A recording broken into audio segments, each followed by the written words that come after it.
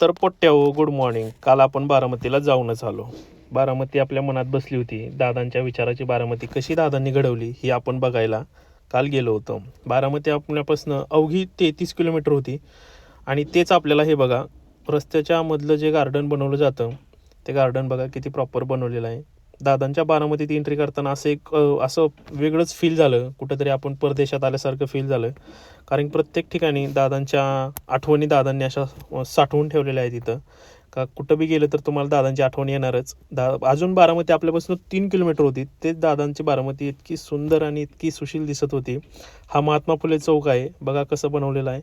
हे सोपं नाही हो, कोणी पण बनवू शकत नाही. छत्रपती संभाजी महाराजांचं नाव दिलेली कमान एंट्री करतानाच लागली.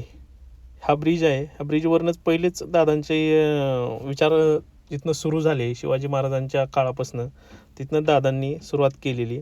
इथं स्लोगन लिहिलेले आहेत महानगरपालिकेचे. आणि हे बघा, बारामतीतला हा मेन रोड नाही आहे, हे बाय रोड आहेत, साधे रोड आहेत, तरी पण किती डेव्हलप आहेत बघा. आणि जी बारामतीचं आज फक्त मी तुम्हाला तळं दाखवतो या व्हिडिओमध्ये, जिथनं सगळ्या बारामतीला पाणी डिझर्व होतं, ही ती जागा आहे. आणि तिथं लोकांना बसण्यासाठी किती व्यवस्थित सुखसुविधा केल्यात. ही जी गोष्ट आहे ना, ही तुम्हाला थोड्या वेळाने सांगतो ही कशासाठी केलेली आहे. आणि त्यात व्हिडिओत तुम्हाला दिसेल बी दादांचा विचार काय होता, आणि ते मी तुम्हाला दाखवतो. बारामतीच्या तळ्यामध्ये बदकं सोडलेली आहेत, मासे बिसे काही होऊ नये, आणि इतकं स्वच्छ पाणी होतं काय सांगू तुम्हाला, एकदम स्वच्छ.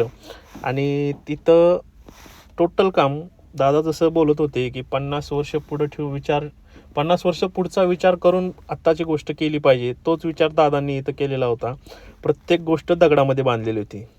दगडामध्ये का बरं, तर ती 50 वर्ष काय 100 वर्ष खराब होत नाही. जुने गडकिल्ले मंदिरं बघा तुम्ही दगडामधले, लवकर खराब होत नाही. आणि दादांनी तिथं टोटल दगडच वापरलेला होता. आणि मग अशी जसं मी म्हटलं, दादांनी ती रेती कशासाठी टाकली, तर ती रेती यासाठी टाकली होती. दादांनी लहान मुलांचा विचार करून या सगळ्या गोष्टी बनवलेल्या होत्या. रेतीमध्ये मुलं एकदम आनंदात खेळत होती.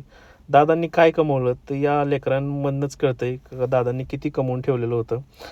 आणि तलाव इतका सुंदर दिसत होता, तिथं लाईटिंग, तिथं प्रॉपर सगळ्या गोष्टी.